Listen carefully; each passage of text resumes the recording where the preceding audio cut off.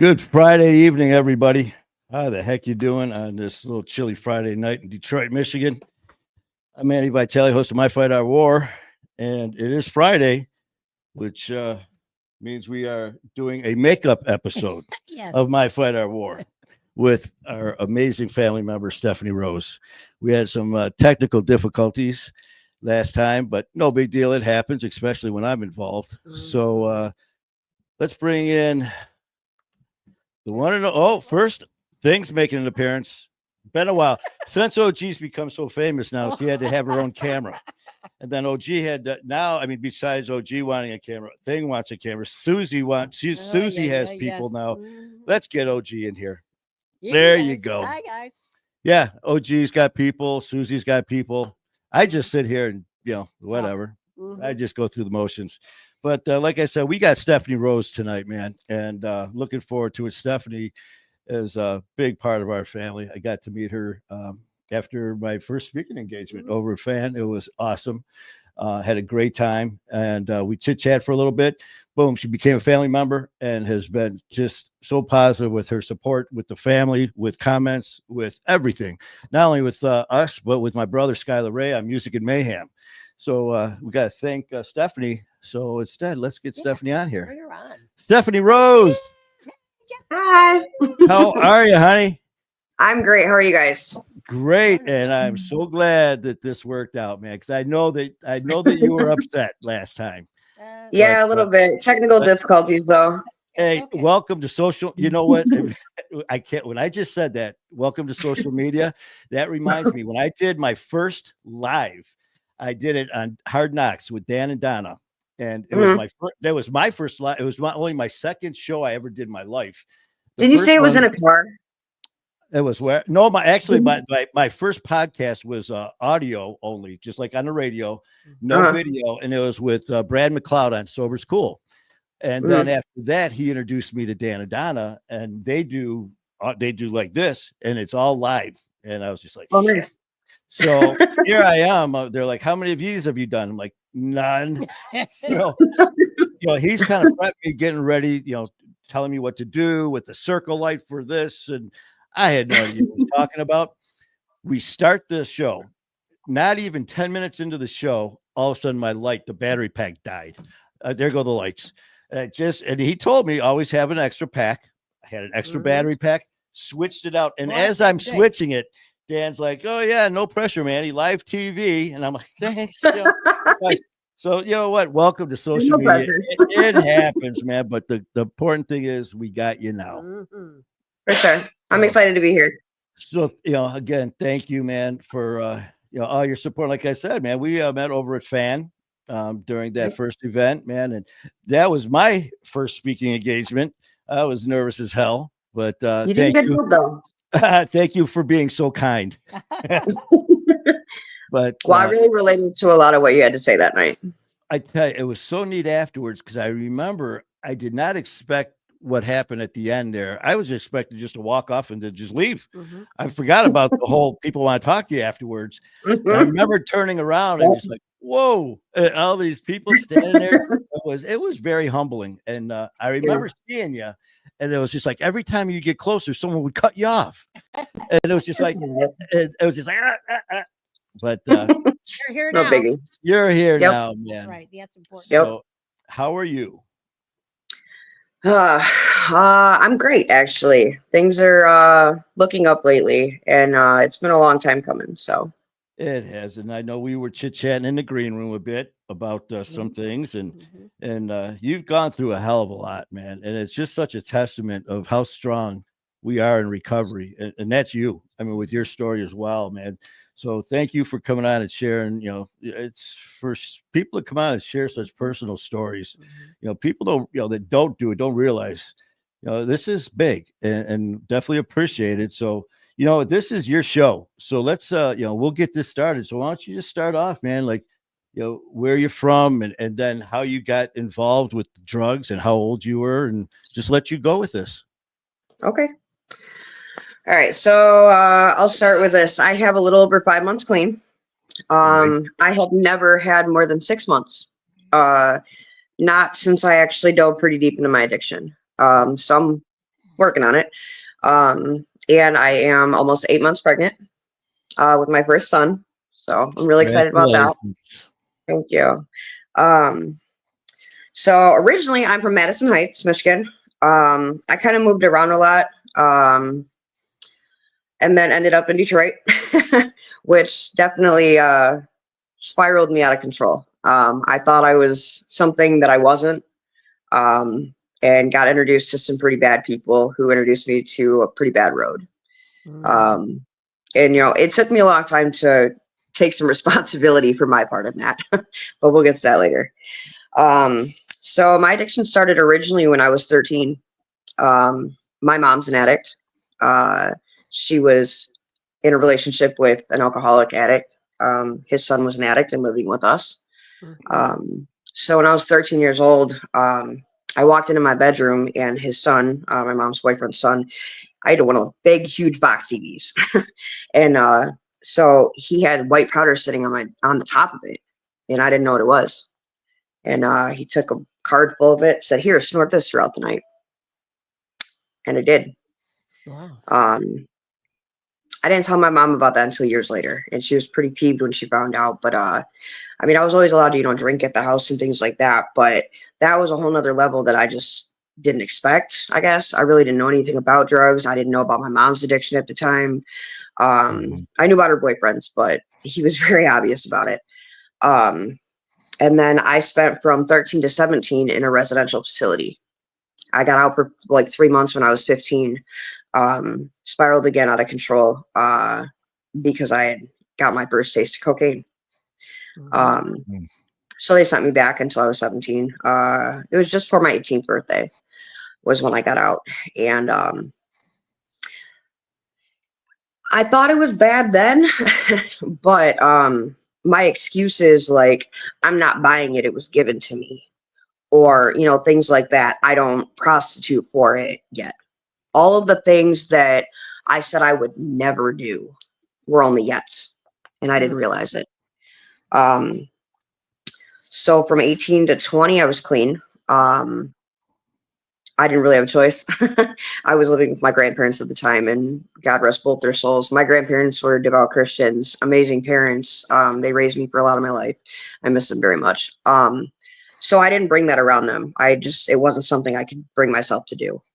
When I turned 21, was when I went down to the city. I went down to Detroit, got introduced to some people that they were very nice. So, they introduced me to crack. And that was when I got my first taste of what I thought the city was really about. And it scared me. It did, but not enough to walk away. I wanted to prove, I don't know if it was to myself or to somebody else, but or them, that I was something I wasn't. I wanted that attention, and things spiraled very quickly. My mom for a while thought that she was doing the whole tough love thing, and you can't come home, this and that. And I just used that as an excuse, really, to just be angry. And you know what happens when you're angry and you're an addict? You don't want to feel that shit. You don't want to talk about it. You don't want to deal with it. You don't want to make it better because that's too much work. It's excuses is what it is. So from 21 till about earlier this year, I was on and off with that. That was my main drug of choice. It's what started me into prostitution. Trying to sell drugs, you can't sell what you do. It don't work. And I had gotten myself throughout that time into some pretty dangerous situations. Again, trying to prove that I had some balls that I didn't have. I got hurt. Yeah, I tell you, Stephanie, that's one thing with addiction. It turns you into something you're not, and you do something like you were saying, about doing drugs. It's like, well, we always we change the bar, we change it, and it's our limits always change. It's like, well, I'm not doing as much drug as he's doing, or I'm Right. not selling it like they are, so I'm not as bad. You're still doing the amount, and just like you said, I'm not I'm not buying it, so I'm not an addict because I'm not buying it. I'm not prostitute. So I'm not to that point, but you're still doing it. So I get what you mean. Yeah, it was a lot of yets. And I always said, I knew girls down in the city that were in and out of motel rooms, posting on different sites, prostituting and things like that. And it was, I was afraid at first. But no matter what drug it is, no matter what situation it is, once you have that first experience of whatever it is, you feel like you're on top of the world. You feel like you can do things that you feel invincible is what it is. I got through it that time, so I'll be fine the rest of the time. I learned the hard way. Yeah. I like I said, I got hurt a lot down there. Getting myself into situations I thought I could get out of. And I'd get backed into a corner, and I didn't know what to do. And I got this from my mother, but I have a big mouth when it comes to you get in a situation, you get scared or, whatever. But yeah, when I get scared, sometimes I kind of run my mouth thinking that that'll help, and it doesn't. Well, sometimes when you get backed into a corner and you have no other way, you got to come up with something. And, like I said, I was with Detroit Police and I ran with the 1%er Club, man. So I know about the city. I know about that crowd firsthand. And yeah, you think, people from the suburbs that think they're streetwise and stuff come into the inner city. It's a whole nother world, man. And you think you're tough and you think you're a gangbanger. You think you're as you know, you're not until you're put in that situation. Keyword being fake. Yeah, you got it. Yeah, so you were put in those situations, huh? A few times I got myself put into them. By running my mouth. One time I tried to rob a drug dealer because he was in his car and his keys were on top of his car, and I figured he wouldn't chase me down. I don't know why I thought that. Yeah, he did. It was not a good situation, but I didn't do that again. I don't know. You make stupid calls in the moment and you're like, why did you do that again? Drugs will make you do stupid shit. And I would put robbing the drug dealer up there. When you're dealing with a drug dealer, whose key income is selling illegal drugs and probably is going to defend that with his life or yours. Yeah. But it just goes to show you the depths that you go when you're dealing with drugs. Yeah. So once I started prostitution, that got me put into a few situations. One, and I kind of brought this up in the green room, was a human trafficking situation that I had to deal with. It happened about 4.5 years ago. And it wasn't until about 2.5 years ago that I was contacted and asked if I wanted to involve myself in the case. And I said no. I can't tell you how many times I hung up on the person that called me, talking about I'm not a snitch, I'm not this, I'm not that, and she always kept me updated, but it wasn't until about 8 months ago that I really kind of got involved with trying to get help, trying to deal with the trauma and shit that came along with that. I was in that situation for 23 days. There were two main people, a husband and wife, and the husband took a plea agreement almost 2 months ago to 17.5 years, and the wife just got sentenced yesterday to 8 years. That's Wow. that is very intense. And just to let you guys know that I just found this out not 5 minutes ago.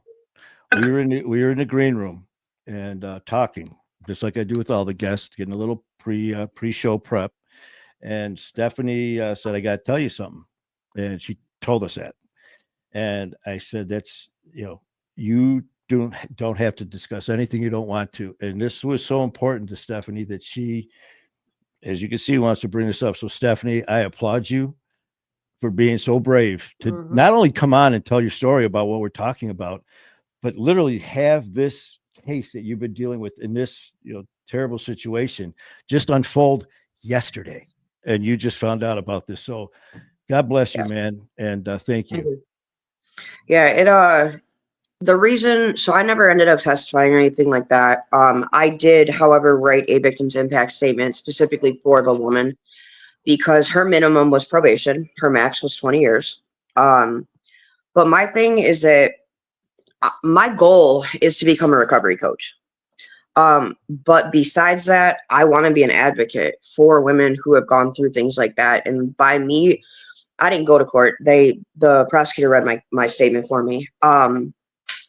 But just the hope that I can give other women, or other people. It's not just women, there are men involved too, but the people that have gone through something similar to that, or, kidnappings happen every day. You were a cop, like, I'm sure you heard about it. It's a scary thing because when women are prostituting, or men, you don't know who's on the other end of that phone. You don't know who's going to walk into your hotel room or what car you're going to get into. And that's the mistake that I made.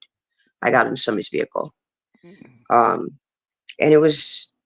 that's probably the hardest thing I've ever had to go through. But where I'm at now, like, I couldn't collect 5 minutes clean before. But like I said, I have a little over 5 months now. And me dealing with, I'm in trauma therapy. So me dealing with this, weekly, daily, and admitting that I was my own problem. Once I stopped blaming everybody, literally everybody, once I took responsibility and stopped blaming everybody, it wasn't that hard to stay clean. And yes, some of it has to do with the fact that I'm pregnant and I have other children. I have never used while being pregnant. It's just, I can't do it. It's not a thing. I can't. The day that my husband and I found out that we're pregnant, was June 17th, which is my clean date. We went home from the hospital and flushed the rest of what we had. So God bless you. Yeah, I'm really glad. I'm grateful for the opportunities that have come my way since then.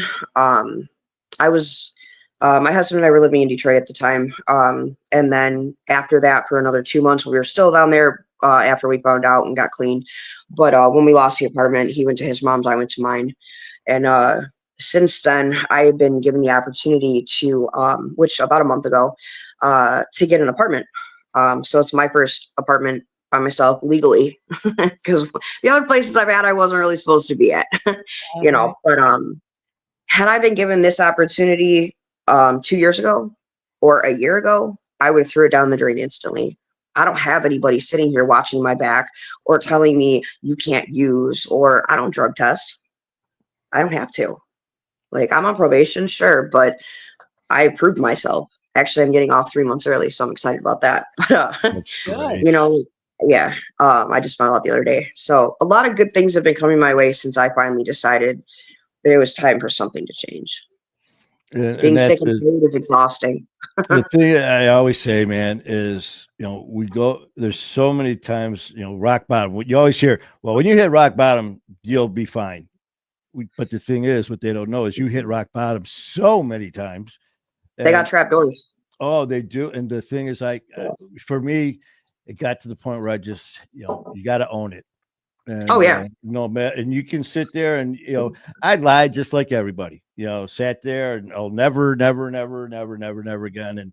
And tell that, hard look in the mirror, and just like you did. And now, like I said, now you're looking at mirror and you see that hero looking back at you. It's very empowering. Not just with the trafficking case, but just, I don't know, giving people hope. That was one of the big reasons why I wanted to come and do the show with you, because I know people see it, and I like sharing my story with people. I've had, I actually have had people randomly contact me before, like on Facebook and stuff. I've done a couple things like this, not exactly like this. It was more just voice, instead of video, but I've had people contact me that, oh, we heard your story through somebody else, or, and then they want to hear it directly from me. I have a couple open talks coming up that I still have yet to schedule, but I've been contacted by 2 rehabs, asking me to come speak for them. which is a really good feeling because these people know me. Like they know who I was, and put it that way. They don't know where I'm at now. And they hear, oh, Stephanie's doing this and Stephanie's doing that. And, she's finally doing better and good, so it's a really good feeling. That I'm really is, proud of myself. yeah, and it's so cool. I've heard it said it many times is, I've fought so many wrong fight. I fought the bad fight for so many reasons, and I did the wrong thing for so many reasons. It feels so good to do the right thing. And Oh it's yeah. like, it's cool to be sober. It's cool to do the right thing. Mhm. And for you, you know what? I met you at FAN. That'd be a good platform for you to speak. Mhm. I actually talked to Brandon recently about doing one next month, but they had the candlelight vigils, so I'm thinking Oh, hopefully in the next few months after that. well, I'm I would love definitely gonna to. be. I I've will done a be fan there. forum before. Mhm. You've done what? A fan forum before. It was a very long Oh, time ago. good. Well, I'm going to be there for that one. So, with everything that you had going on in Detroit now, I mean, how did? I mean, we still got a ways to go, man. So, what Oh yeah. happened when that happened in Detroit? He moved in with his family. You moved in with yours. How did things go from there? So all right. So the the apartment that I got right now is I'm okay. I got the opportunity given to me by my advocate through Turning Point. Not the rehab Turning Point.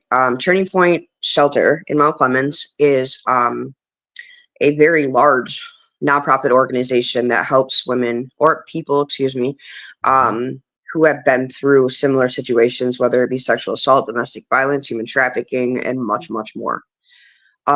They're amazing, actually. I don't, I don't know. It's, I get kind of emotional thinking about it because, like I said, having been given this opportunity before I got clean, I would have been sitting here getting high. Like you wouldn't be talking to me right now Mhm. because nobody's here telling me what I can and can't do. I'm here by myself. Now, no, my husband can't move in with me right now, and it sucks. But it is because I signed a 2-year lease with them. Things will be different when him and I actually get married. We're not actually legally married. I still call him my husband though. That's okay. But yeah, it's these apartments are given to people who have been through what I've been through. And typically the requirements are that you go through the shelter and you get counseling and this and that. But a lot of the cases that they deal with, they're, inner city, like Warren or, whatever, not even Circuit. Some of these cases aren't as big as mine. Mine's federal. So, my advocate knows the owner of Turning Point very well. And she vouched for me. Due to my background, they were a little hesitant to give me the apartment, which I caught 4 felonies after I left my situation. I call my human trafficking situation my situation, by the way. Mhm. But after that, I caught some felonies, drug related, stole some money and got caught for it. But when they told me no, I couldn't have the apartment at first, I had 5 different people, my best friend, 2 of my recovery coaches, my current probation officer, and my advocate all write me letters to the apartment owner that said, "Listen, like we think she'd be, exceptional for this. Like she's changed so much," and wrote in details. I read the letters, like I was really moved. And the owner of the apartment called my advocate and told her to give her the apartment. That was another thing. Like it took them 30 days. Typically, it's at least 2 months that you're waiting and waiting and waiting. And when I got that phone call, I was really happy. Man, All right. life changer, Mhm. It it's is. amazing, when you start doing things, and the thing is, sometimes I've had people say, well, you're reaching out and you expect people to do things for you. And you know what? Getting the help and support, Oh yeah. yeah. But when it comes down to the work, man, it's up to us. It's up to us. And as soon as you get that, like you said, as far as the tough love, well, hell, since you're pissed at me, now you upset me, I'm gonna do this. And it's everyone else's fault. But when it comes down to it, man, I mean, it's up to you. And it just shows the hard work. And they say when you do good things happen. Well, Mhm. look at you. Yeah, and because I have a 2-year lease here. So Turning Point has funds through wherever. I actually don't know where, but I'm kind of interested to find out where. But anyways, they pay my rent. So I have a huge opportunity to save up money. Like I said, I want to become a recovery coach, but I need 2 years clean to work for FAN. They're very, very aware that I want to work for them. I actually do some volunteer work through them as of right now. Being as far pregnant along as I am, it's too much to try and go out and find a full-time job right now. So, I babysit for a friend of mine who is also in recovery. She has 2.5 years clean. And I love her kids. They're awesome. So, that's to help her, but she's also helping me. And between the volunteer work and that and trying to get my apartment put together, I stay pretty busy. I definitely stay busy. And that's great too, man, because like you said, this is your first apartment that's legally Legal. yours. And Yes. it's your sink, it's your fridge, it's your bedroom, it's your TV. I mean, it's yours. Mhm. And doing these things that I gotta do this to-do list around the house. To you, when you're doing this, you're probably just grinning away. You're putting those things up on the little knickknacks and just doing the stuff. It's yours. Yeah. It's guess- definitely Well, different. We got a Definitely. question. Well, no, Go ahead. actually, I have something for you, Stephanie. Oh, Okay. okay, because if you know my background, I'm a nurse. Right, And hold for- on a minute. And for many years, I worked at Haven, which is Oakland County's. I know what Haven is. Okay. Mhm. And I was there for a number of years. Actually, I worked there because I'm a sexual assault nurse examiner, a SANE nurse, what they call. Oh, wow. And they have advocates. So I'm thinking that since you've been with Turning Point, can they train you as an advocate? So then when you get your 2 years, you can just swoop right into FAN, possibly? Just as a thought. It would be something to look into.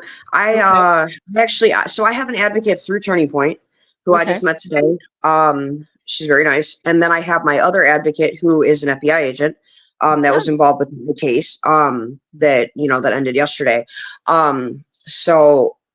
Which I love her. She's amazing. She's helped me. She's the one that hooked me up with so many different resources. She's amazing. But that is something that I will look into. I asked her yesterday when I talked to her on the phone.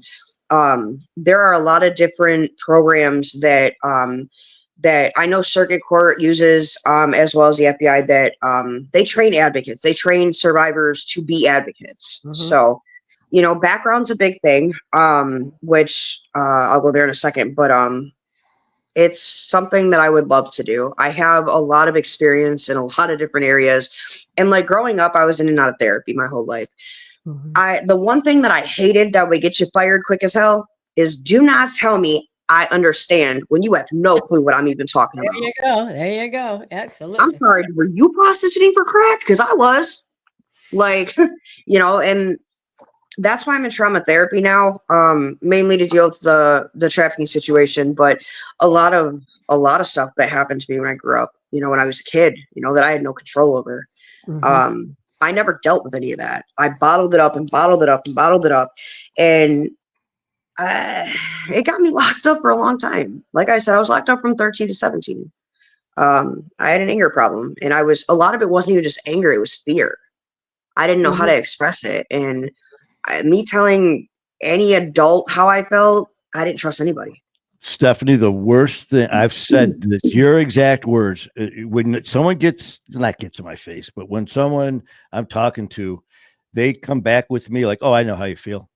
I mean, I'm Yeah. just like, it's like, But oh, do you really? and the thing is too, like for me, it's like with all my surgeries, like they'll say something like, "Oh, I know how you feel." "Oh, you had back surgery?" "Well, no, but I hurt my back raking leaves." Yeah, you what? There's a difference, buddy. But someone like in recovery, but and all of our cases are very serious, but like with yours in particular, I mean, yeah. So when you said that, man, no, you don't. You can sympathize and empathize, but don't tell me you fucking know how I feel. Yeah. Oh, I've fired so many different counselors and therapists because of that. I mean, if you understand, I'll know you understand. I can genuinely see it. I'm a very good judge of character, and I can see bullshit a mile away. You can't bullshit a bullshitter. Yeah, you know what our saying is: don't lie to an addict. Don't lie to an addict because we used that lie before you did. Oh, you know what? So I'll tell you guys a funny story. I was messaging my famous thing was to message people trying to manipulate them out of money. I didn't care if I knew you, I didn't know you, I didn't care if I knew your Uncle Benny. I would still message you, and I'd have some sort of creative excuse that I thought I was the creator of. Okay.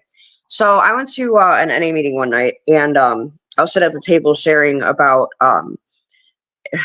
so I came up with this elaborate lie. I couldn't remember who I said it to though, but so I'm sitting at the table and I'm talking about how, I'm trying to own up to these things. And that's what we were kind of talking about. Everybody was talking about, the different lies that addicts can create or come up with that sound like, where the hell did that come from? So I messaged somebody in recovery who had still has significantly longer than I do. And since then I had figured out who it was. She happened to be sitting across from me at that table. And I was telling these people around the table that my baby's daddy's grandma was having surgery. Okay. She didn't have insurance, and I was responsible somehow for paying for the surgery, the room, the narcotics. Oh my God.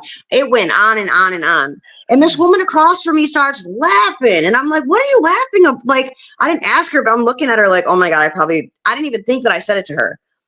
She pulled the messages up and she showed them to me right there. I was so embarrassed. I thought it was funny, like later, but I used to come up with the most elaborate stories. And I thought nobody would see past it. It's so funny, man, because right here, man, all of us right here, I get them. I'll sit there and get these messages. You know what? I know you don't know me, but if you could just send me $20, you'll change my life. You know what? And but the old saying, you cannot bullshit an addict, man. And right there, and the thing is, we'll be lying our asses off. And especially when it's like when it comes to family, they'll ask questions about using or whatever. No, and then they'll walk away, and you're like, they pulled that one off. They believe me, and as soon as they walk out of the room, they're like, bullshit. And we think we got away with it. No, man, but you're right. But so that's crazy. Here she is. What are the chances? She's sitting right across from you. Oh yeah. She handed me her phone too. She slid it across the table. I was still talking. And my face had to have turned 50 shades of red. But you know what? And everybody, of course, wanted to know what I was looking at. And I was like, I should probably tell them. And she looked at me and laughed. And I said, she's the one I said it to. And they all started laughing. No. Yeah, what are the chances? So you know what? By doing that, you know what, Steph? You owned it. You owned it. And right there, who knows was sitting at that table or the other wherever they was there, maybe for their first time, who scared to death, something like that, an icebreaker, man. And just to show, man, that we're people. And so, that was good though. Yeah. No, I mean, it took me a while to stop thinking that I was the creator of all this bullshit. Like, nobody's ever lied about this before. I'll be the first one. So Steph, with your drugs, I know that you said it's all started at 13 with the cocaine and the stepbrother and all that. How bad did your habit get? I mean, was it okay? So crack was, I stopped with the powder because I had been introduced to crack, and that was my God for a long time. It got really bad. I mean, I can say that the worst of it was prostitution and stuff, but it really wasn't. Like the mental and the agony and the constant hustle and the misery. I was tired. I had been in and out of different rehabs. Sorry. Here. Oh, you're good. But I had been in and out of different rehabs. I never completed but one time. I'm sorry, my husband's going outside. Okay. I made him sit here and listen. He's not playing his Nintendo right now or whatever it is. Anyways, ain't nothing he hasn't heard before. But I thought that rehab was the answer at first. I thought meetings were the answer. I threw myself into both. Again, I couldn't stop lying. I couldn't stop the hustle of it because it's not just the drugs that are addicting. It's the whole lifestyle, the whole hustle, it's the chaos of it. And I grew up around chaos. actually one thing that attracted me to your story was the whole biker thing. Like, I have several family members that are in various clubs in Detroit. So from age 9 until a couple years ago, I stopped hanging out. But I was that's where I was at: birthday parties, holidays. I mean, Yeah. it turned bad there when I turned 18. But that was something I tried to actually hide from family members that are like in clubs. I'd be high on crack and they're snorting cocaine in the bathrooms because that was acceptable to them. But me smoking crack was not. And, I thought I was lying then too when they knew. They caught me several times. So around, let's see, I'm 33 now, so around 29-ish, I met Justin, my husband, and his drug of choice was meth. About a year, maybe 6 months to a year in there. I'm bad with dates. We got into a real bad car accident, and he had been rushed into emergency surgery. I tore my ACL in my left leg. I tore my ACL. I have 2 torn ligaments and a dislocated kneecap still in my left leg. But that wasn't shit compared to what happened to him because he was driving, and we got T-boned. So the fentanyl came after that. We went to the city to go get his drug of choice because I had stopped smoking crack at the time. He didn't really like that. He didn't like the person it turned me into. I got $5. Let's go all the way from New Baltimore to Detroit. Like, it got ridiculous. So I stopped smoking crack for a while, for quite a while actually. And I thought I could replace it with meth. I thought it would be more controllable. I thought everything an addict thinks when they do a different drug or they try a different hustle or I can manage this. I didn't like the person that crack turned me into. I was a crack monster, like a bad one. The whole his where we were staying was his mom's house, and she lives out like 23 in Gratiot area. And so to think, hey, I got $5-10, let's go all the way to the city every 5 minutes. Like, that shit gets irritating when you're not the one doing it. So I stopped and we started shooting meth. And I thought that was way better. I could control it. It was cleaner. It was this, it was that, everything we tell ourselves. But when we got into that accident, we went down to the city that night, or the next day, excuse me. And he bought fentanyl. He didn't ask me. And it scared the crap out of me. I cried. I was pissed at him. Actually, I smacked him. I was mad because I was scared. And I was holding this several times, that when it came to us being in the city or doing any sort of drugs or what he used to do to hustle, he made me feel invincible. Like he was a drug to me at one point. And, like I said earlier, like when you get past that first with the new drug or new hustle or new whatever it is, you feel invincible. So like the one thing that kept me from, overdosing, I wasn't one to overdose all the time. Neither was he. I didn't overdose one time while we were together, but it was because he always told me you can always do more. You can never do less. And I thought, again, it made me invincible. I never expected to get a habit. I knew that he was in a lot of pain. I was in a lot of pain physically. His spleen exploded. He had several broke ribs. He had a concussion. Like it was bad. He left the hospital AMA to make sure I was okay. I wasn't scared enough to say no though. And I thought, again, I will be the exception to whatever rules I've ever heard about heroin. Or, it wasn't even heroin. I skipped the heroin phase and went straight to fentanyl. Shorter shelf life, cheaper. I thought it would be manageable, like I thought with the meth, until it wasn't. We were on it for a couple years. The first day that we got off of it successfully, we switched to Suboxone. Did it at the doctor's office. It was miserable. It was fucking terrible. But I was glad we did it. And then we went back to the city. And I used to think that I could just be around people that were smoking crack, shooting dope, and all this shit and not want to do it. I was lying to myself. And I don't remember how long we were clean at that point off of it. But we had kind of gone back and forth for a little while. with the meth and the fentanyl and then Suboxone. I had finally learned about syringe exchange programs, safe use kits, which I do agree with to a certain extent.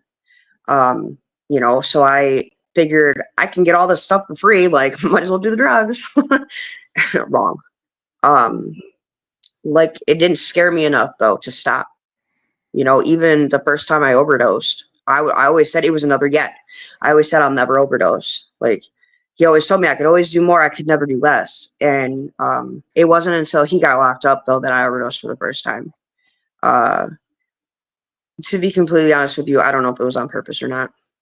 I was so scared at the time. We had a house in Detroit. Again, not our house. But when he left one night to go cop, he didn't come back. Warren caught him in Detroit. And I called the hospitals. I called the police departments. I couldn't find him. I didn't think to call Warren. We lived in Detroit. Like, he never left Detroit. And I called my mom. It was like 4:00 in the morning. I said, Mom, he didn't come home. Like, I'm scared, And of course, I'm sitting there dope sick. And I found out who had him, and he was locked up in Macomb County for 16 months.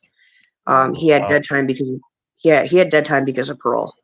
But after he got out of Macomb, he did 3 months in rehab. We didn't run back into each other until May of this year.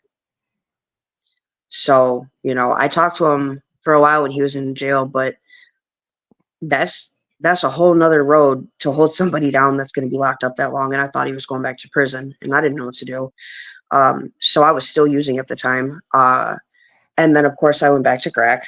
I didn't have him there over my shoulder trying to say, like, you're not, you're better than that. Even though we were getting high on other shit, it turned me into a real bad person.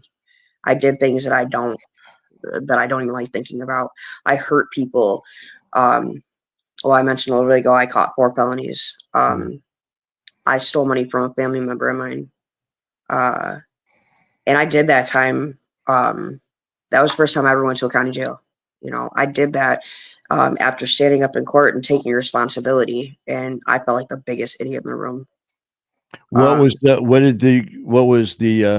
Did you go to jail for? Was it for stealing from the family member? Did they press charges? No, they didn't. Financial transaction device is I caught 4 felonies at once because I swiped the card 4 times.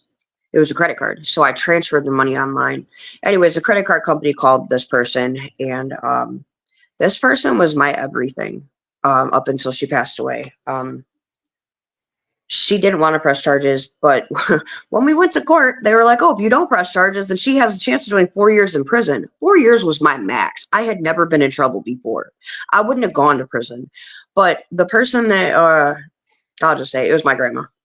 She had no knowledge of this. Like, my mom put her through hell growing up, but my grandma had never really dealt with, like, courts. And, I mean, why would she think that the lady would lie to her? She didn't know. But she was told that if she didn't actually pursue charges, that I would probably go to prison, the state would pick it up, blah, blah, blah, whatever. And that scared her because she knew that I had a problem, that I needed help. Prison was not the answer. Sometimes it can be. I agree. I mean, but I had never been in trouble before. So I did a year in Oakland County. I asked for drug court after that for a year. They ended up discharging me after 8 months for a successful completion. So I mean, my relationship, I worked on my relationship with her for a long time after that until she died 2 years ago. But she died knowing that I was clean, and that she had forgiven me for that. I ended up paying her back off the record because she didn't ask for restitution or anything. It was $1,000, and I felt horrible. Like, this woman raised me. My mom did the best with what she knew how, but when it came to being parented, that was my grandparents. So that's the thing stuff, man. The things that addiction does, man, you do things to the ones that you don't care about, but it's when you do things, the stealing from family, friends. I mean, it's I was just going to ask you too. Thank God that your grandma did get to see you sober. She got to see her granddaughter, so that's great. I'm very happy for you. Yeah, she was the one that I always went to with my lies and my manipulation because she was so sheltered. I mean, she was with my grandfather her whole life. They were married 59 and a half years. And, she put up with so much of my shit. Lie after lie after lie. Can I borrow this amount of money and I'll pay you back? And I didn't. But it meant a lot to me that I did give her that $1,000 back. Like, and I legitimately worked for it. I didn't steal it from nobody. I didn't borrow it from nobody. It came from a paycheck from work, actually from a job that her friend got me. So, she knew it was legit and that mattered to me. Losing her was probably the worst day of my life. I miss her a lot. Mhm. Well, I tell you, and the thing is too, how you said, well, she didn't know what was going on because, sheltered life and all that. It's Yeah. amazing how much we do think that about our family and or the friends who are loved ones who care so much about it. I know when I got sober, there were so many people that I thought for sure that I was fooling. I wasn't fooling them. They just Oh, yeah. loved me so damn much that they wanted to believe me, even though it wasn't true. And so you know what? God bless grandma, and that's great stuff. Yeah, she's a wonderful woman. Actually, I have her urn. My grandma's a singer. I know you probably can't see it, but it's a little microphone. All right. So yeah, yeah, I don't take it off at all. She's um, with you. oh, absolutely, always. Yeah, she. I can say though, I love my mother to death. She did the best with what she knew how. We have a relationship today that we're working on, but and she's clean. Like I told you in the beginning, my mother's an addict. My mother's been clean for significantly longer than I am. She has a lot of heart problems. But the one thing I can say about my grandparents is that my dad was never around. I didn't have a real father figure. So when it came to learning what kind of parent I want to be to my son, I mean, I give them a lot of credit for teaching me a lot of that. At the time when I was a kid, of course I didn't want to be grounded. Of course I didn't want to do chores. Of course I didn't want to, do whatever they told me to. Go mow the grass, go pull the weeds. No, that's not fun, but it did teach me some sort of responsibility that's kind of manifesting itself now, especially me having my own place. Like, I didn't like being responsible at all before. Like, I didn't want to do anything. That's the parent's job or whatever. But it's on me now. And there's a lot that I learned from them that I want to pass on to my son. That's great. Yeah, it's just like, well, I want to do this shit. This is grown up stuff. It's like, Right. it's like Stephanie, you're a grown up now. It's like, shit. I want to be responsible again. Hey, man. If I could go back for 24 hours, I would probably pick age 9. My grandparents used to have property up at Houghton Lake, and me and my brother, my grandparents owned a cottage up there on Lake James, and every summer we spent the summer up there just fishing and swimming and having a good time. And my brother had his little fishing store he'd go with my grandfather to, and I had this place called the Rocking Chair. It was like a craft store that I would go with my grandma to, and I had so much fun. I didn't have a cell phone back then. I didn't have a computer. I didn't have MySpace or Facebook or music videos. Like, I literally hung out outside, and like I see all these kids these days that they're playing PlayStations and Xboxes and like on their like this all day. Smartphone. Yeah, this is like constantly. And I'm like, no, like I don't want that for my son. Like, I want him to go outside and ride a bike.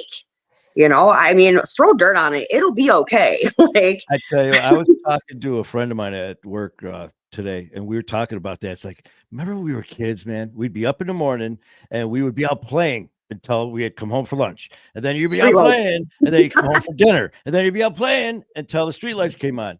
It was such a simpler time, man. And like you said, no computers and all that.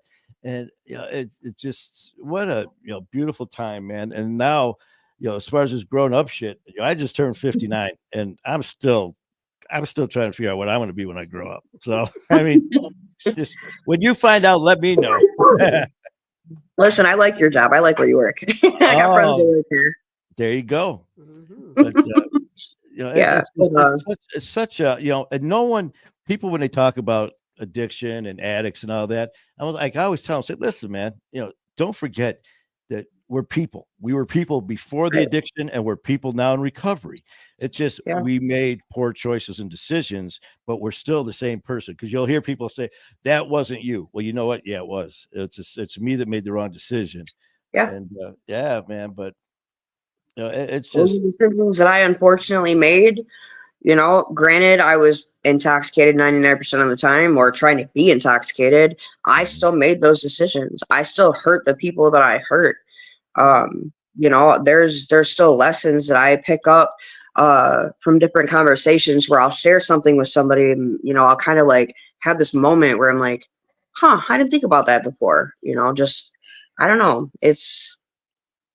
I'm I'm really proud of myself for where I'm at now. It's taken a lot for me um, to not just take responsibility, but to start changing and healing. Um, I mean, it doesn't matter the situations that were traumatic. Some of them I put myself in. The point is, like, there's still so much to heal and learn from, and that's a big part of why I want to be a recovery coach. I had two different coaches through BAN.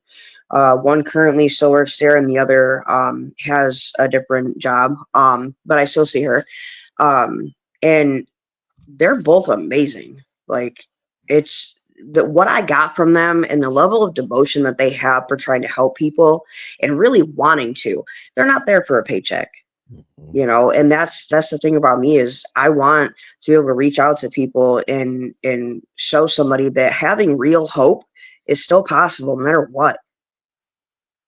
that is true. True. Addiction is not a death sentence, man. Addiction is a word, and and it's so good, and it's okay to talk highly about yourself. It's okay to be proud of yourself, man. For so Yeah. long, we have kicked our own ass, and deservingly so, because all the Yeah. shitty things that I think about myself at times deserve it, man. I did it. I did these Yes. terrible things. I got to own it. But now, I remember when I first started my fight, I war. It was like the first thing that I've ever been proud of and had a passion for. I loved, with the police department, EMS, and even with my 1%er club, man, there was a certain amount of craziness loving it. But as far as what I'm doing right now with this, doing this show, talking to our family, it's the passion. And all of a sudden I started getting these comments where they were like, Manny, I'm so happy, that you started this family. And then started getting these accolades like, oh, your story's amazing, and very nice accolades. And I was like, I'm not used to that. I'm used to hearing, that Manny Vitale, yeah, that piece of shit. I'm like, well, yeah, I was good with that because that was me. But Right. now changing and just seeing life through these, different eyes. And it's like, you know what? Yeah. You know what? And it's okay to be proud of yourself. And you should definitely be proud of everything you're doing. You're going to be one hell of a coach, man, because what better person, I always say with all these counselors who take these classes and go to college to become counselors who've never had an issue with drugs, God bless them, because they're choosing to go to that field. We, chose whatever with the addiction, but they can't relate physically and emotionally to what we dealt with, but they still are doing it. But who better to talk to? Nothing against them, but like with us, like you just said, I can smell bullshit a mile away. Don't try to pacify me. Well, when you're talking to me, I'm not going to sugarcoat shit, and neither are you. That's what makes other people dealing with addiction want to talk to you and want to talk to me. So it's a great feeling. It is. It is. I definitely owe my gratitude to the supported people I have in my life today. The two coaches that I had, both my advocates, and several people in recovery. I've gotten a bunch of messages the last few months from people, specifically people I used to go to meetings with, who are significantly longer clean time than what I have, but people that have blocked me, like say on Facebook or whatever, because I did something dumb, burnt that bridge, severed it, tore the pieces down, threw them away. And these people are reaching out to me and they're like, hey, we've heard about what you're doing. And like, we just want to say, we're proud of you. And I'm currently still talking to 3 of them. This is a great feeling. And it is, because I thought, especially with one of them, I severed that bridge so bad, the pieces I scattered all over Mexico. Like, I didn't think that was repairable at all. And she messaged me one day and she's like, I don't know if you want to hear from me, but I'm proud of you. Like, I've been being told a lot, and the stuff that I did to this girl, I stole from her. I thought I could manipulate her. I thought I could, it was a little worse than that, but I'm not going to go into that. But I've since then paid her back, apologized, and it's just the conversations that we're able to have. It's not awkward, and I can tell she's genuinely proud of me, and I don't have to bullshit people. No. If I need something today, I don't mind calling my mom or my husband or whatever and be like, I need this. Hey, I need some toilet paper. Hey, I need this. Like, I have to be an adult now, so it kind of sucks. Costs money. I don't have a problem asking somebody for help though, versus like, let me see if I can manipulate this guy that I have no idea who he is on Facebook, but we're gonna try. Yeah. What bullshit story can I come up with now? And, I don't have to do that shit anymore. and And the people thing, actually help me these days. yeah, and you're talking about your friend and how you said you've told her how sorry you were, and I apologize and all that. And you know what? They don't want to hear that. What they, she did not get back to you after all those I'm sorry's. She got back to you after other people reached out to her saying, Stephanie, yeah, I don't want to talk. No, she is doing this, and this. She's doing them. The actions, not just the words. All we did is give words. Our words mean nothing. Actions is where it comes. So once you did all that, you'll put into work. So God bless you for that, man. And it's just living proof there, because I've done the same thing, man. I've tried to mend every bridge that I've blew up, and thank God I have. There's one that unfortunately is not going to mend, and it's someone very close to me. And you know what? That's on me. And I gotta just and it's. Sometimes I get pissed at that person because of their situation and other things, but it's still on me. And I just pray for them every day, tell them I love them all the time. But never say never though. Never say never though. Nope. I mean, I don't know your circumstances, but Nope. I with this person, I really thought that she was never going to speak to me again. She had a right to, and I said she would never speak to me again. So I was very surprised when that happened. So. Who knows? Maybe one day. You know what, Steph? I know that you said that there were some people that were involved that are very close to you, a couple advocates and or coaches, a couple in particular. You want to give them a shout out, man? Or not? Or not? It's up to you. It's up to you. If you don't want to, It's so, man, tell them if they're let them know, man. Let them know how much you love. So my first coach her name's Annie. She no longer is with band, but she left on good terms. She's currently pregnant, so congrats to her. I love her so much. Congrats, Annie. And she was my coach. Specifically one situation one night, I had overdosed and I needed to get out of where I was at. I didn't know who else to call. She was my coach at the time, and I did tell her that I was using. She got me, her boss got me an Uber home from where I was. It was like 6 or 7 in the evening. My mom didn't want to let me come home. Like, no, you're doing it again. You're not coming home. But Annie talked to her and she finally got her to let me come home. So my brother met me and Annie at the house, and she met me there. Mind you, she's a family of her own.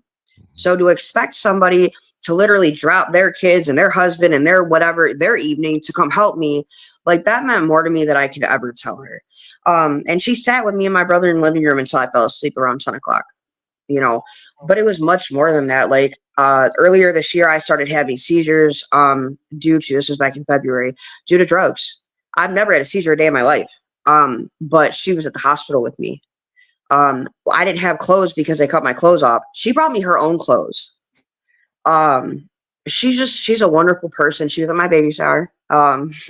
She's an amazing person, and we're still friends, and I love her so much. I still do see her, because where she works at now is the Suboxone clinic that I get my Subutex from. So I do see her. I talk to her all the time too. And the second person, her name is Lindsay, and she's semi-new to fan. She was at the fan forum the other night with me. She's also amazing. This is newer to her than what it was for Annie. But, and I was hesitant when I first met Lindsay, because I wasn't sure what kind of life experience she had, or, I don't know. I wasn't sure about her. I'm a pretty good judge of character. I can pretty much read anybody, but I couldn't read her. So she told me about herself and what she thought she could help me with. And I always met with her. Only missed one meeting with her, and that was because she had a funeral for somebody, one of her other participants that died. But for her to tell me how many times that she's proud of me, she ended up being a great coach. She's a whole new caseload now. I completed with her, but we still talk. Any other coaches I've ever had prior to this, prior to Annie and her, I never cared to stay in contact with them. Mainly because I still wanted to get high. But like, even when I told Annie, listen, I was high one time when I met her, and she's like, that's okay. I'll meet you where you're at, and they're accepting and they're loving and they're helpful without trying to baby somebody, but they're not going to sugarcoat shit. And I don't like when people do that. I can do it to you, do it to me. But I had two amazing coaches, so I'm really grateful. I'm alumni for Hope Not Handcuffs. When Hope Not Handcuffs first opened, I was one of the first several to go through. So, Fan's done a lot for me, and I will always be grateful to them. That's why I want to work for them eventually. I tell you, I got the opportunity to speak at Fan, and Kate, who was just amazing over there. But for you, for Annie and Lindsay, God bless you guys, man. Because of people like you, we have people like Stephanie now, and Fan. I want to start doing a lot more with Fan too, and it's you as well. But that's just awesome. There's one other girl that I talk to at Fan on a regular. Her name is Amanda. She works in the call center. I didn't know why she started calling me randomly, like when I was still working with Lindsay, but they have their like 60-day follow-ups, 90-day follow-ups, whatever. And like, she still calls me. We talk, and I love talking to her. She's awesome. She'll be watching this later. So hi.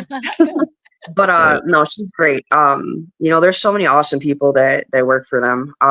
It's a huge motivation besides what I think I can bring to being a coach. Like, the people that are so dedicated there is another main reason why I want to work there. I could go work anywhere with the experience I have once I have those, certificates and stuff, but that's not what matters to me. I know I could bring something to them. What I love about them, when I first met with Kate and just started telling her, she wanted to know about me before obviously turning me loose. And afterwards she was like, oh yeah, we want you. And just hearing, and I go, I want to know about you guys. I mean, tell me about you, because I knew Families Against Narcotics instead of now Face Addiction now. And I was like, listening to Kate and her schedule and all that she takes on, as well as Lindsay and Annie, and what was the other one? Amanda Herman. Amanda Herman. How are you doing, Amanda Herman? And you are doing a great job, Amanda Herman. Just so you know, you're making a huge difference in our family, Stephanie's life. And just hearing how you talk about Fan, it's non-judgmental, no bullying, no judging, man. We're not going to sit there and look down on you, man. And just that's the attitude I got talking to Kate as far as Fan. And we support any organization as long as you're not doing that. Don't be looking down or judging people. I may not agree with everyone's way of doing it, but I'm sure everyone doesn't agree with mine either, and that's fine. That's what makes this family so great. Unique. Yeah, man. It's just like, if we were all the same and did everything the exact same way and had the exact same outcomes, we wouldn't be able to sit here like this and have a conversation. No, because I've had people, and I'm sure people have asked you, what's the best way to get sober? What should I do? What should I do? What you got to do is what works for you. Listen, I mean, to everyone's opinions, but I've had people in the beginning, that would post and say, you have to do this or else you won't stay sober. It's like, no. Back your ass up. First of all, that worked for you, and thank God it did. But some things don't work for certain people. You got to find what works for you. And that's what I love about our family, and that's what I love about Fan. It's just it's family. That's what it is. Yeah. I like that they meet you where you're at, physically and otherwise. I was a very judgmental person, but that was more of a facade than it was anything else. Because I wanted people to think that I was something, again, that I wasn't. I'm better than you because I don't do this, or like we mentioned earlier, I wanted people to think I was a little scarier than what I was. At one point, people in the city started calling me savage, and I thought that was cool in the beginning. Like, who doesn't want to be called that? But then I started to realize I regretted a lot of the reasons why I had that name and the people that I hurt. And that's not who I am. That's who I was when I was on drugs. Yeah. And it's, I'm not that person anymore, thank God. But now I don't want anybody to like view me like that. I've had a couple of people since I moved into this apartment that I ran into here at Meyer down the street and whatnot.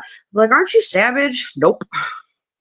Well, Steph, you could turn that savage around into a positive meaning, man. You are savage. You're a savage when it comes to recovery. You're a savage when it comes to helping people. look at the You're a good. savage when it comes to motivating and loving people. So you know what? You are a savage, but in a positive way.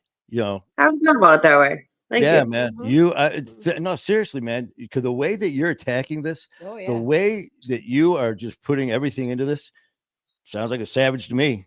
And in the best way in possible. a positive way, man. So be proud of that, man. Screw that other part. Just like me. I'm still that same asshole, but I'm an asshole in a positive way now. Right. Yeah. Remember when I told you when I asked you what if your nickname was what I can't remember what I say, Gunner? That's my son's name. Yeah. Is it? Oh wow. Well, that's there you go. See, connection. This was meant to be. Yeah, exactly. Yeah.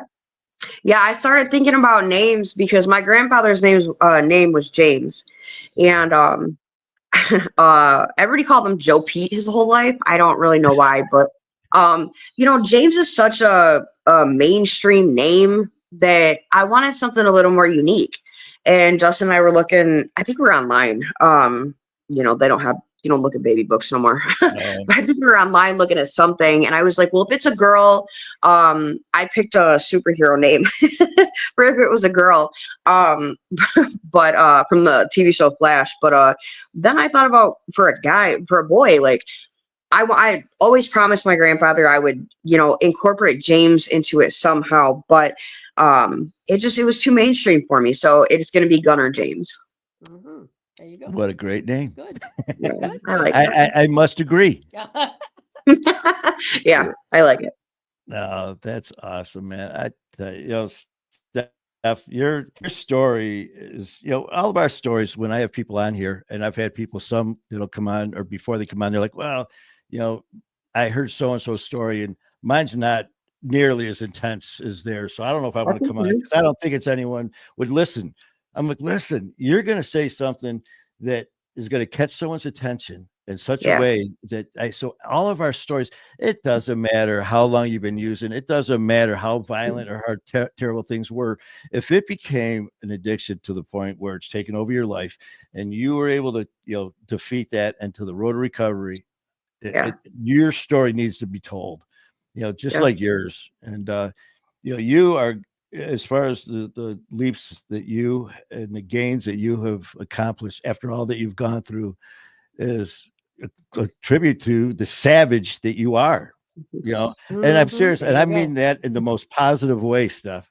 I swear to God, I do. I mean, so please don't, when you hear that now, get rid of that negative content. That's not you. So, that's right. I'm savage.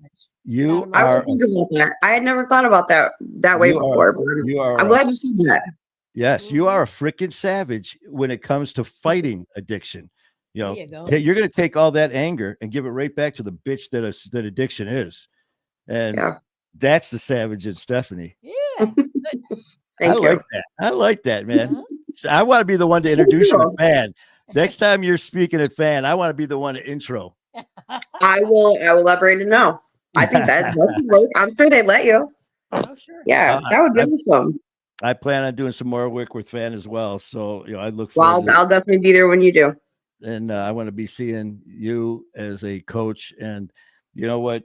I know that we're going to be getting a lot of feedback on you and your story, and you as a coach, even though you don't have to have a certificate to be a coach. Well, I'm not saying you do, obviously, but I'm just saying you as the savage, you don't need one, man, because I know that you're helping people every day as a coach does. I just hope you're as proud of yourself as we are of you. I am. It's taken me a lot of time for that to be okay. Yeah. For me to allow myself to feel this way.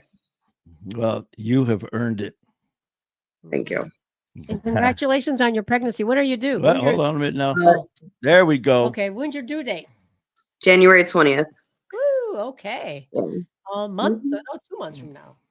Yes. Yeah, Excellent. like I said, we had the baby shower. It went wonderfully. For a couple of days, it looked like a baby store puked in my apartment, but I have since then started putting things away. um, it's still semi surreal. I felt really bad that I was high when on meth when I found out at the hospital I was pregnant on Mhm. June 17th. And like I said, when we went home, my husband went and flushed everything we had, which I was so grateful that he did because it showed me something about him. Yes. He didn't ask, he just did it, and I was so glad. And so obviously I haven't used since that day. I'm still on my Subutex. I take one a day. It does help. And I still feel bad about the fact that I was using in the beginning, but I didn't know, you know. No. But as long as I make that decision to stay clean now for me and my son, that's all that matters to me. Perfect.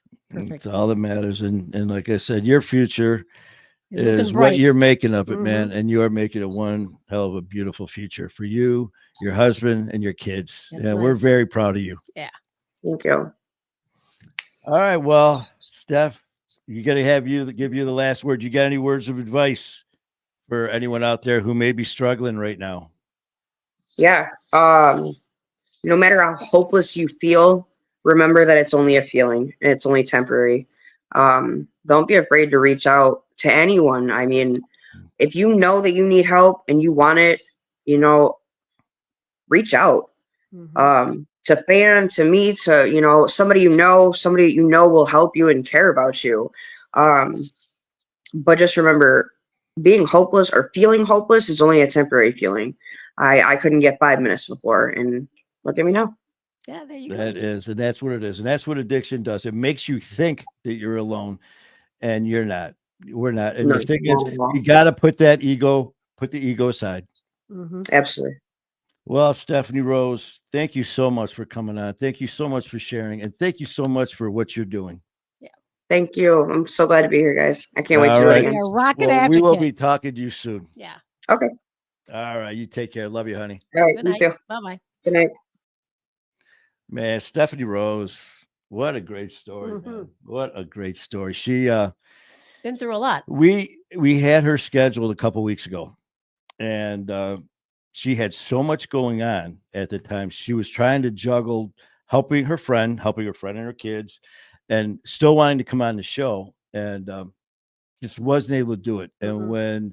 when I had to tell her that, listen, it's just not going to work, because of the feed wasn't, we just couldn't. Mhm. She was very upset, not at me, or she was just upset because it meant that much to her. And I reassured her that she will be coming on this show, and sure as shit, you There just we saw. go. Here she And was.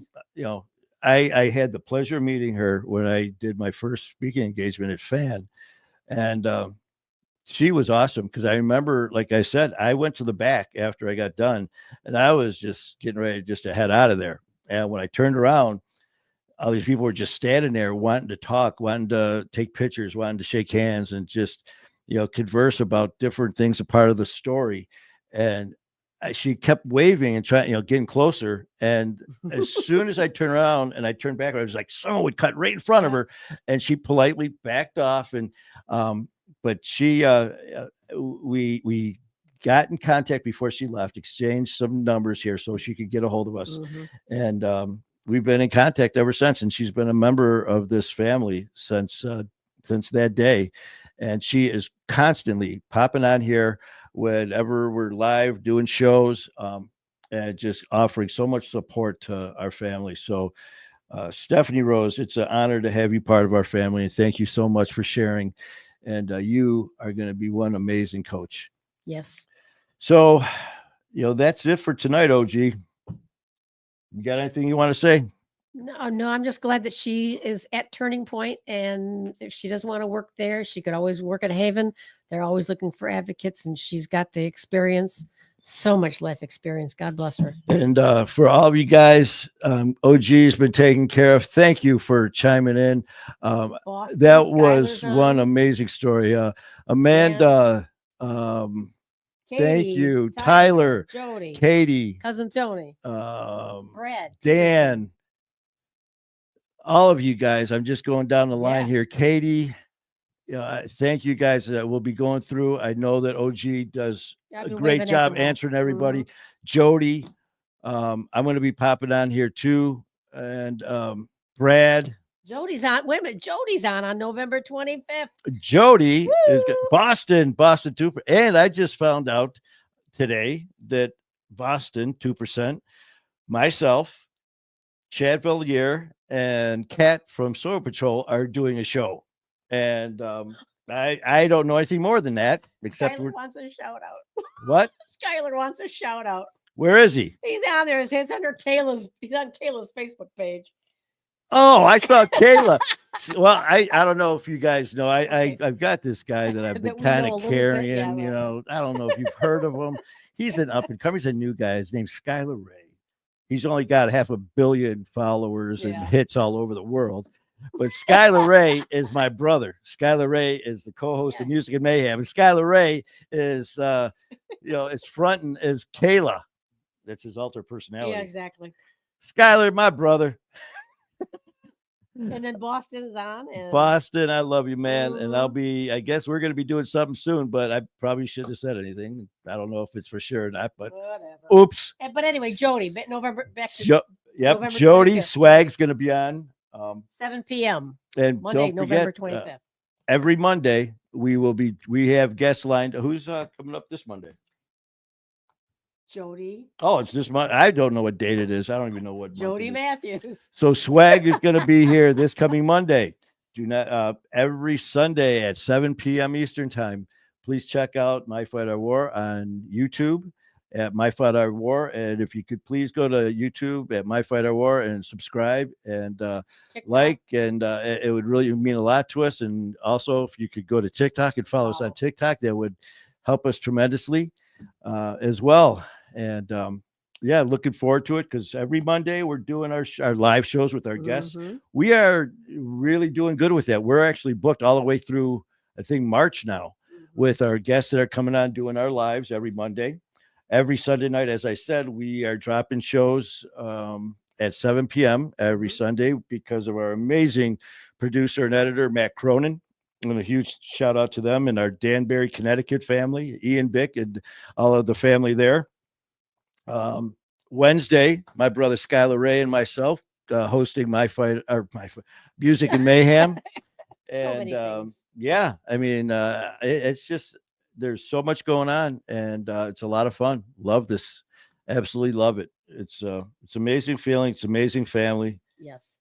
and this is just the beginning. Mhm. This is just the beginning, folks. So And then let's just on December 2nd, we've had Angie Murtha, but I've got to contact her because she lives in New Zealand. If you guys ever follow kind of what's going on, and it's a 17-hour difference. So Monday night for us is going to be Tuesday afternoon for her.